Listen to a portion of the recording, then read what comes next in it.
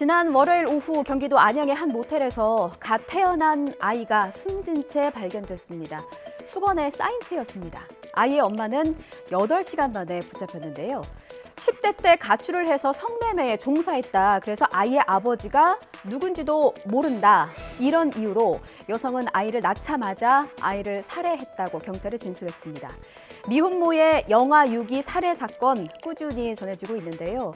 지난 5월 기억하실 겁니다. 서울 용두동에서 10대 여성이 신생아를 쓰레기 더미에 유기한 일도 있었고요. 또 경기도 평택에서는 20대 여성이 아기를 변기에 넣어서 숨지게 한 사건도 있었습니다. 통계를 보니까요. 이처럼 제대로 피워보지도 못하고 살해 유기당한 아기들이 너무나 많았습니다. 한번 볼까요? 자, 2011년부터 2020년까지 무려 10년 동안 영아 유기 및 살해 무려 1,400건에 달했습니다. 당연히 있어서는 안 될 일이죠. 그런데요. 이 같은 범죄를 막는 것도 중요합니다. 안정적인 주거 공간이 보장되지 않고 벌이마저 시원치 않은 미혼모들은 벼랑 끝에 내몰릴 수밖에 없습니다. 사회적 안전망을 강화해야 한다는 지적도 나오고 있습니다. 김철희 기자입니다. 네. 또 한또 와가지고 그 차에 해서 잘 묶어서 이렇게 가더라고요. 추측상 그게 애 같다. 미혼모의 영아 유기 살해 사건은 꾸준히 이어지고 있습니다. 범죄 자체에 대한 책임은 반드시 물어야 하지만 범죄를 막기 위한 사회적 안전망도 다시 짚어봐야 한다는 지적이 나옵니다.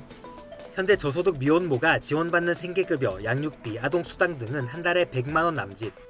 아이를 두고 일을 할 수도 없는 상황에서 2인 최저 생계비 195만 원은 한참 못 미칩니다. 사회적으로 고립된 미혼모들에겐 부서별로 흩어진 지원 정보에 접근하는 것도 쉬운 일이 아닙니다. 어린 친구들 있잖아요. 10대. 이런 친구들이 지원 정보를 잘 못 찾고 사회 관계가 좀 약한 친구 사람들, 성매매 여성들은 힘들죠. 정보 지원을 챙기질 못하니까. 참고 양보하는 것만이 능사가 아닌 일, 바로 층간소음입니다. 가해자는 대체 집에서 걷지도 말라는 거냐 항변을 하고요. 피해자는 귀가 한 번 뚫리면 하루 종일 쿵쿵쿵 발소리만 들린다, 고통을 호소하곤 합니다. 이렇게 이웃 간의 감정 싸움은 때때로 심각한 사회 문제로 비화되곤 합니다. 자, 이번에도 통계를 좀 볼게요. 층간소음 신고 건수입니다. 쭉 급증하고 있는데 특히나 2020년 보겠습니다. 이때는 4만 건이 넘었어요. 코로나19가 시작된 해입니다. 집안에 있는 시간이 길어질수록 층간소음 분쟁도 같이 늘어났습니다. 그래서 정부가요, 이른바 발망치도 안 들리게 하라. 앞으로 집 지을 때 층간소음을 줄일 수 있게 해야 한다면서 기준을 대폭 강화했습니다. 김연아 기자가 자세히 설명해 드리겠습니다.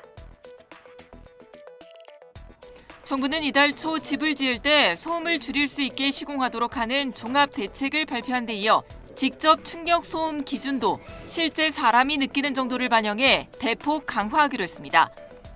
현재 주간 43데시벨, 야간 38데시벨인데 주간 39데시벨, 야간 34데시벨로 4데시벨씩 낮추는 겁니다. 통상 어른이 발뒤꿈치로 내는 소리가 40데시벨 정도인데 낮에도 이보다 적게 소리를 내도록 바꿨습니다.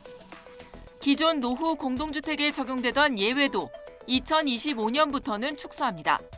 기준 강화에 따라 층간소음 분쟁 시 인정되는 피해 범위도 확대될 전망입니다. 성가심 비율이 약 13%에 해당하여 층간소음으로 인한 성가심을 지금 현재보다 절반 이하로 낮출 수 있을 것으로 기대됩니다. 김순호 행정안전부 초대 경찰국장과 관련한 YTN의 단독 보도입니다. 김순호 국장은 크게 두 가지의 의혹을 받고 있어요. 자, 먼저 노동운동을 함께한 동료를 밀고 한 대가로 경찰에 특채됐다. 자, 그리고 자신이 몸담고 있던 노동단체 회원의 명단을 치안본부에 넘겼다. YTN 취재진이 이런 의혹을 뒷받침할 만한 실제 수사 기록을 확인했습니다. 인천 부천 민주노동자회, 줄여서 인노회라고 부르는데요. 당시 치안본부가 확보한 인노회 조직도를 좀 보면요. 어떤 사람은 본명이 적혀 있고 어떤 사람은 가명으로 적혀 있습니다. 치안본부가 확인한 대로 이렇게 조직도를 적어둔 것이겠죠. 자, 그런데 이 조직도에서 부천 지역 첫 연행자를 조사하기도 전에 경찰이 이미 전체 조직 명단을 확보한 것으로 확인됐습니다. 그것도 딱 부천 지역만요. 당시 김순호 국장은 부천지구를 책임지고 있던 위원장이었습니다. 이준엽 기자의 단독 보도입니다. 그리고 그와 같은 일을 했다면 특채가 됐겠습니까? 그 바로 사건이 끝나고 난 다음에 그것도 의심을 받을 일이 뻔한 일인데. 하지만 YTN 취재진이 확보한 수사 서류를 보면 김 국장에 대한 의혹이 더 짙어집니다. 사무국이나 부평지역 등은 앞서 연행된 사람이 소속된 일부 분회만 명단이 작성돼 있는데 유독 제3지구 부천지역만 9개 분의 전체 명단이 모두 적혀 있습니다. 부천지역에 대해선 첫 연행자를 조사하기도 전에 경찰이 이미 전체 조직 명단을 확보한 겁니다. 당시 부천지구를 책임지고 있던 위원장이 바로 가명 김봉진, 김순호 국장입니다. 도표로 되어 있지 않고 일련 번호를 이렇게 쭉 내려서 적어놨더라고요. 그런데 거기에 이름과 가명 이런 것까지 다 상세하게 좀 적혀 있었고. 김순호 국장은 앞서 YTN과의 인터뷰에서 인노회 수사가 마무리된 1989년 7월 경찰 자백했고 당시 수사에 영향을 끼칠 만한 진술은 하지 않았다고 해명했습니다. 하지만 당시 치안본부는 이보다 앞선 4월에 이미 인노회 부천지구 조직도를 확보한 거로 드러나면서 김 국장이 본인이 말한 것보다 더 이른 시기에 경찰에 자백했을 가능성도 제기됩니다. 김 국장을 둘러싼 밀고 특채 논란이 좀처럼 가라앉지 않고 있는 가운데 이상민 행정안전부 장관은 경찰국장 교체를 검토하느냐는 질문에 여러 얘기를 들어보고 있다고 밝혀 거취를 고민하고 있음을 내비쳤습니다. 경제는 심리다. 이 심리를 꺾는 게 과제였습니다. 물가가 한 이만큼 오를 것이라고 기대하는 기대 인플레이션율이 올해 들어 처음으로 하락했습니다. 물가가 정점에 달했다고 보는 심리가 반영이 된 거죠. 4.3% 여전히 높긴 합니다만 처음으로 꺾였다는 게 의미가 있습니다. 하지만 원달러 환율이 또 문제입니다. 1,400원을 돌파할지도 모른다는 전망도 나오기 시작했어요. 경기 침체도 우려되는 상황인데요. 내일 한국은행이 금융통화위원회를 열고 기준금리를 결정합니다. 물가를 잡아야 하긴 하지만 시장에 주는 충격을 좀 줄이기 위해서라도 0.25%포인트 베이비 스텝이 유력하다는 관측입니다. 강희경 기자입니다. 미국 금리가 우리나라 금리뿐만 아니라 전 세계 각국 금리에 비해서 굉장히 빠르게 올라갈 가능성이 있기 때문에 환율이 상승하는 압력이 상당히 있을 것이다. 환율이 오르면 수입 물가가 올라가고 소비자 물가를 자극하게 됩니다. 이미 지난달 기준 수입 물가 지수는 1년 전보다 27.9%나 상승했습니다. 이 같은 지표는 이번 주 한국은행 금융통화위원회의 기준금리 결정에 영향을 미칠 전망입니다. 한국과 미국의 기준금리 역전도 부담입니다. 현재 한국은 2.25%, 미국은 2.5%입니다. 국내의 경제 여건과 가계부채가 상당히 어려운 국면에 있기 때문에 지나치게 큰 충격을 주지는 않아야 한다라는 이러한 우려 때문에 0.25%의 선택을 할 가능성이 높다고 볼 수가 있죠. 부끄럽고 가슴 아픈 역사, 해외 입양 이야기입니다. 1970년대부터 1990년대까지 수천 명이 덴마크로 입양을 갔습니다. 난 누구인가, 또 여긴 어디인가. 자신의 정체성을 찾는 일이 이분들에게는 참으로 어렵고도 참으로 고단한 일이었습니다. 입양이 수월해야 하니까 그 과정에서 불법도 많았습니다. 기록이 없는 건 예사였고요. 출생지도 왔다 갔다, 부모가 없다고 했다가 있다고 했다가 어느 정보 하나 신뢰할 수 없었습니다.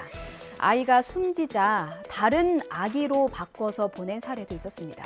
이 같은 불법 행위에 대해서 덴마크 입양자 50여 명이 진실화해위원회에 정식 조사를 요구하고 나섰습니다.